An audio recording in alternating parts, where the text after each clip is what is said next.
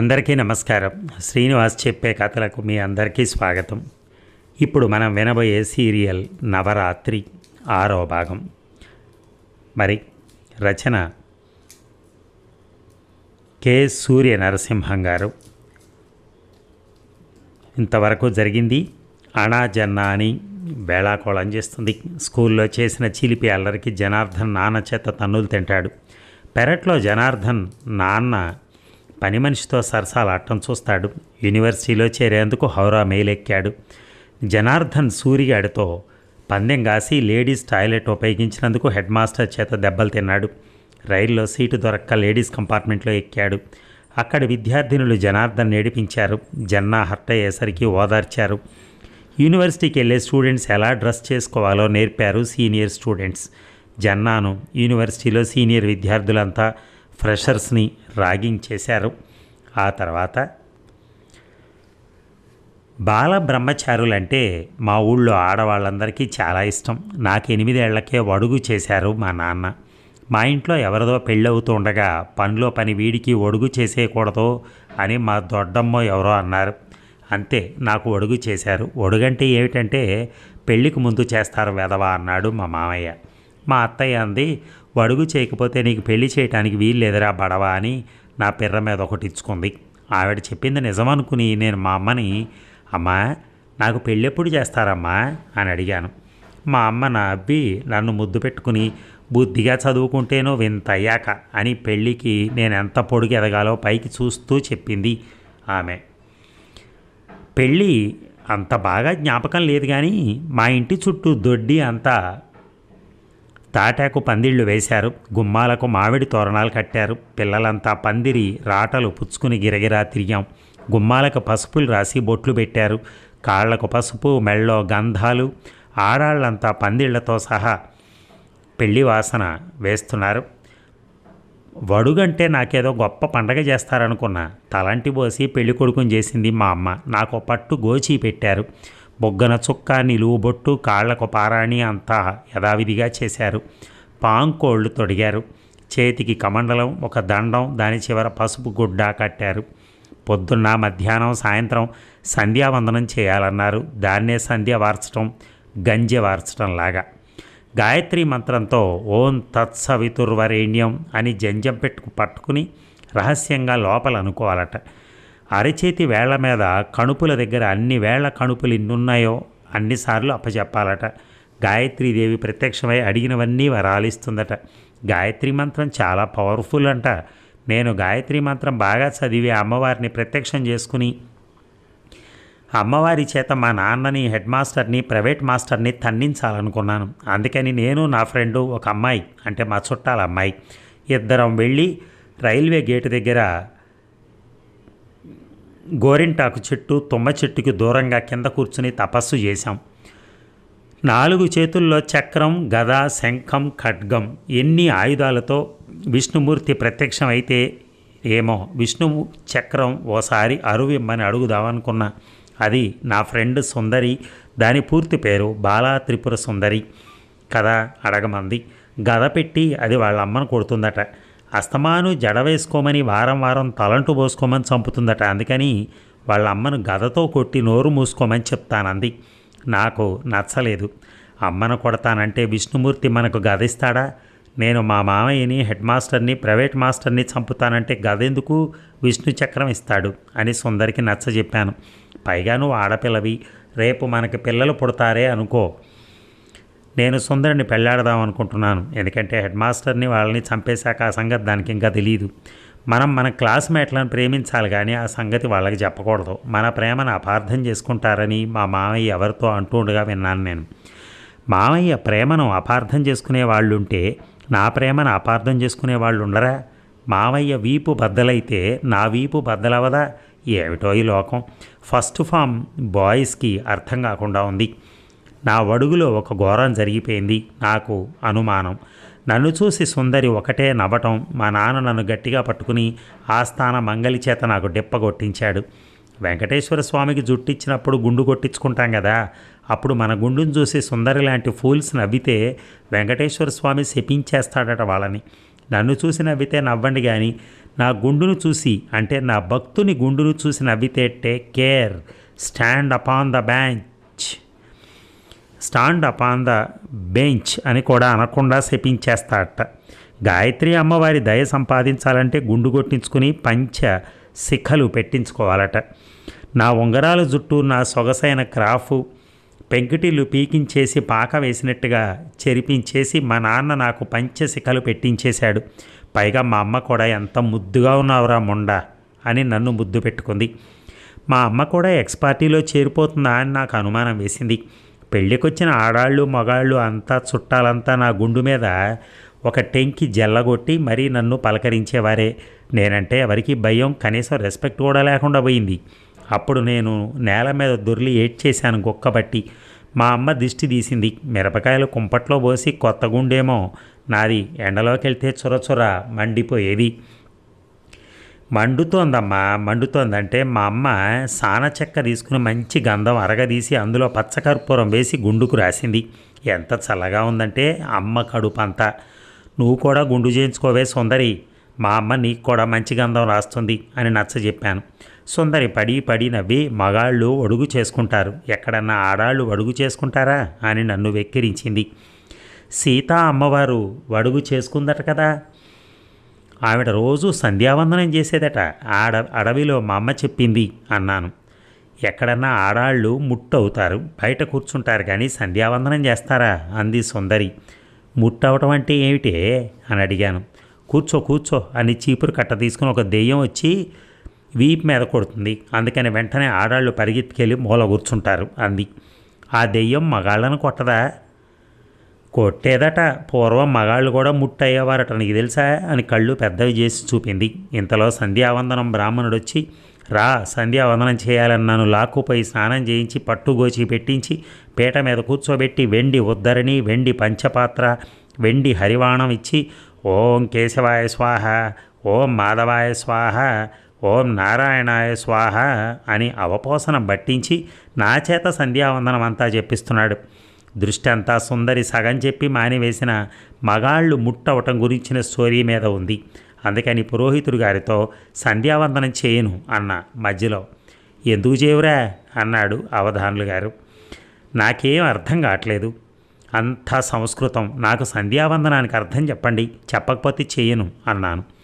మొండి వెదవ్వి నువ్వు అన్నట్టు నాకేసి చూశాడు. వెళ్ళి మా నాన్నతో చెప్పాడు. మా నాన్న వచ్చి సంధ్యావందనం చేయవా వెధవా అన్నాడు. నేను మాట్లాడలేదు.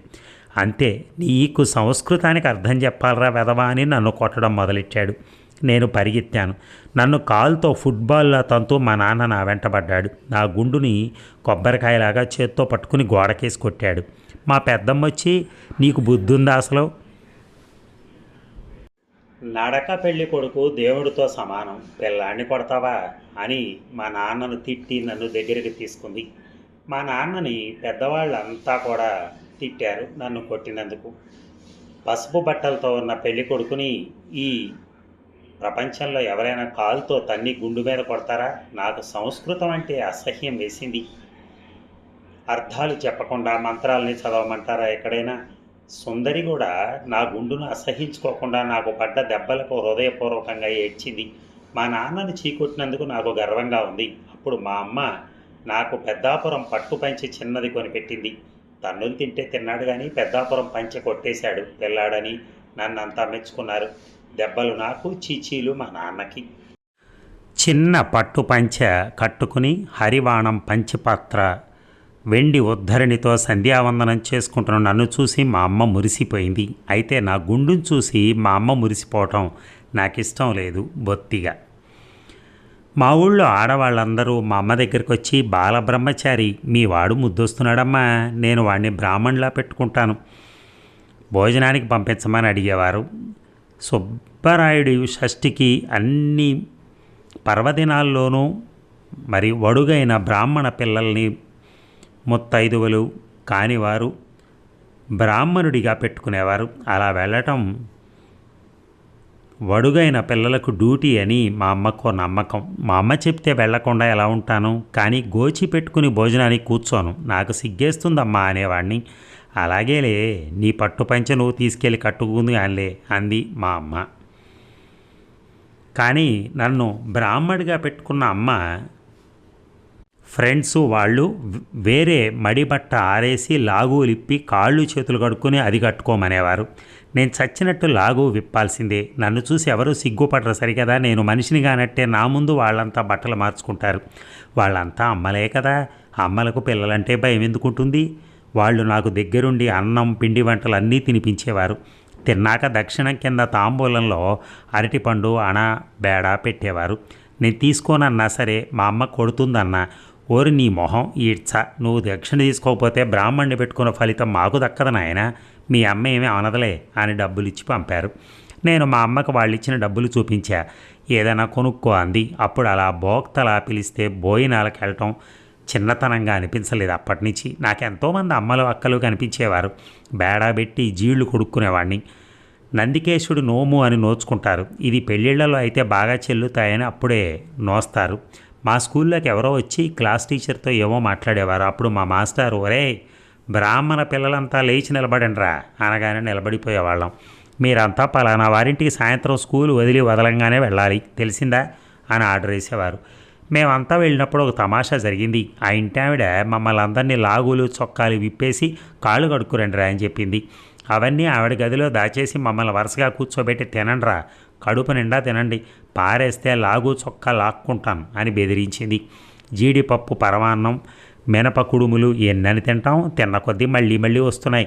ఇదేం నోరా బాబు, ఎంతని తింటాం, ఏడుపు వచ్చింది.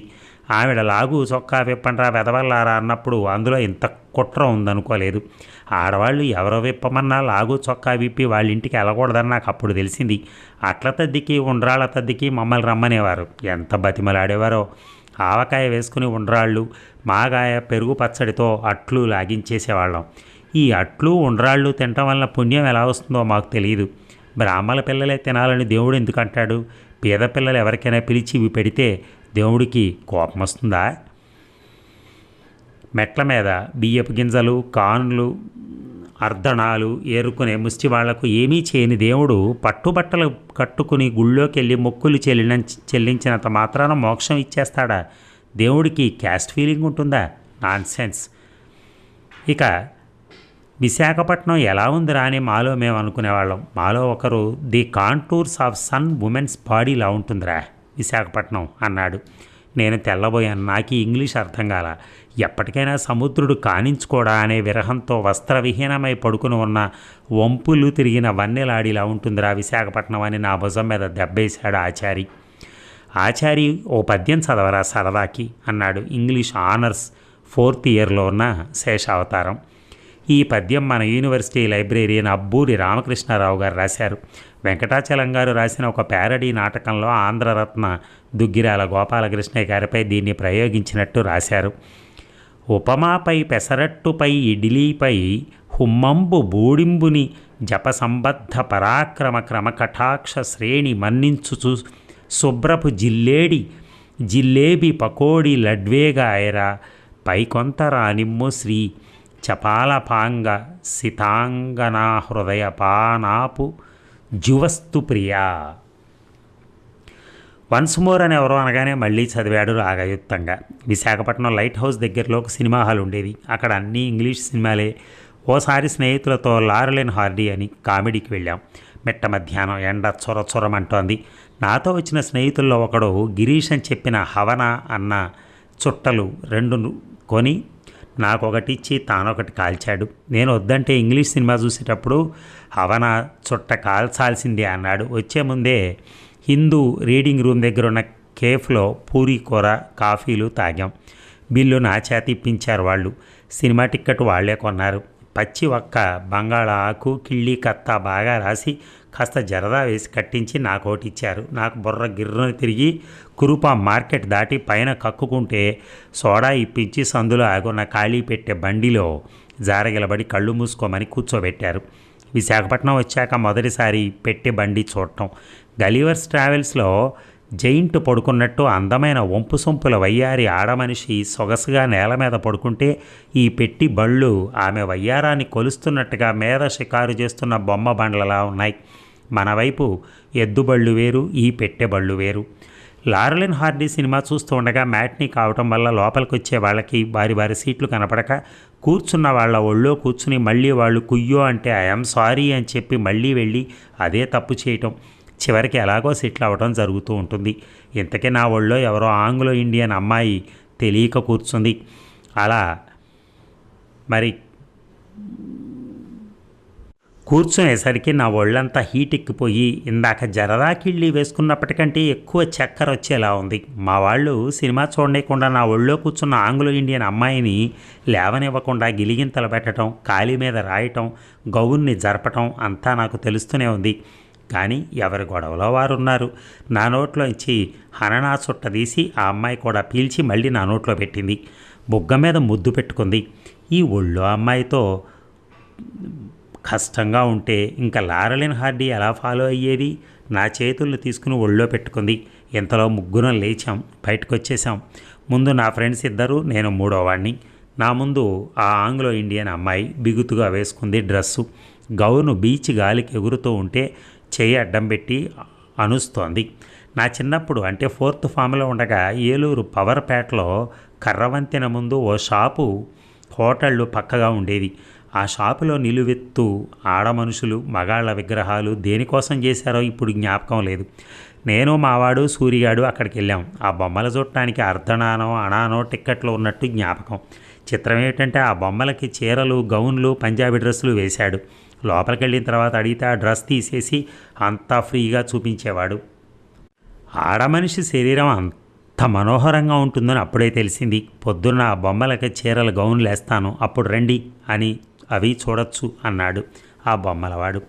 సూరిగాడు రోజు నన్ను అక్కడికి తీసుకెళ్లేవాడు. ఏం చెప్పను, బొమ్మల కాళ్ళు రామ జగన్మోహన అన్నట్టుండేవి. ఆ సాక్సు, ఆ కాళ్ళు, పిక్కలు పోను పోను పైగా నున్నగా పాలరాతి బొమ్మల అంతా కనిపించడం నల్లటి ఎంబ్రాయిడరీతో చేసిన డిజైన్తో సహా గుర్తొచ్చింది.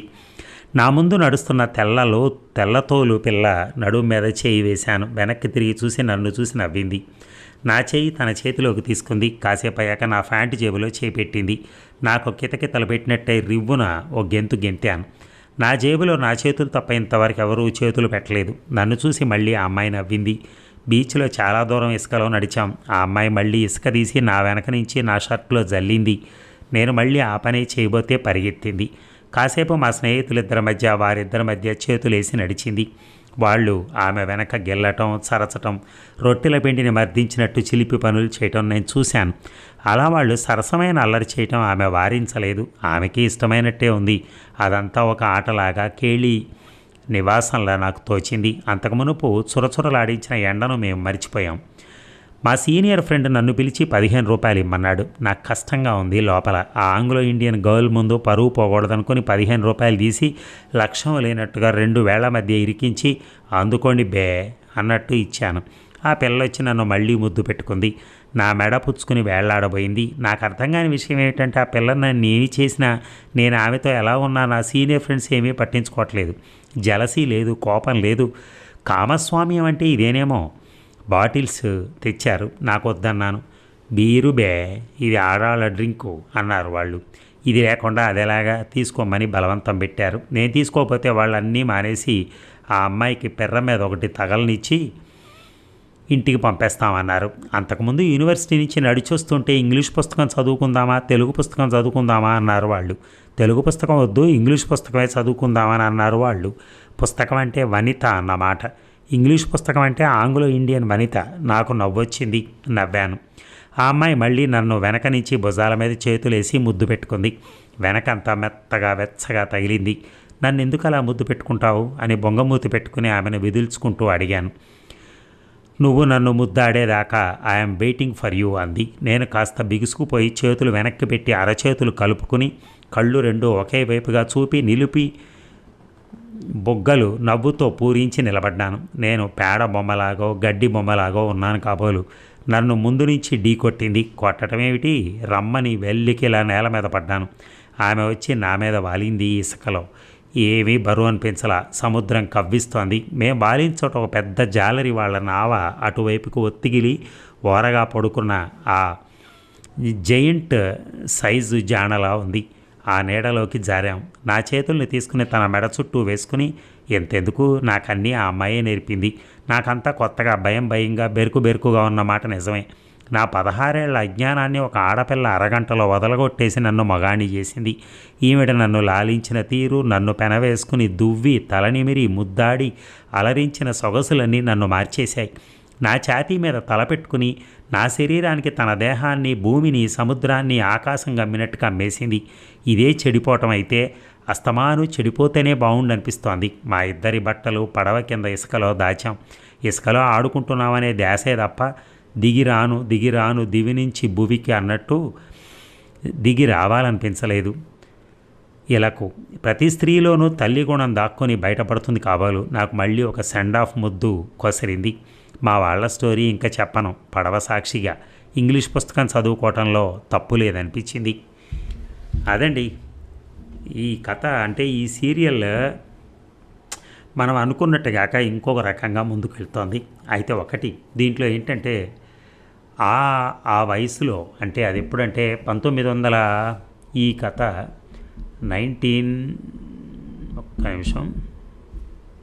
1989లో రచించినటువంటి కథ ఇది.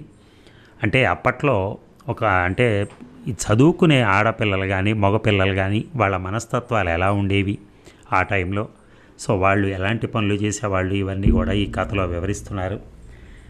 ఇది ఓన్లీ మనకేంటంటే అప్పటి కాల పరిస్థితుల్ని తెలుసుకోవటానికి మనం ఉపయోగించుకోవాలి, అంతేగాని అక్కడ మనం చదువుతున్నటువంటి స్టోరీని అంతా పాటించమని కాదు. Thank you.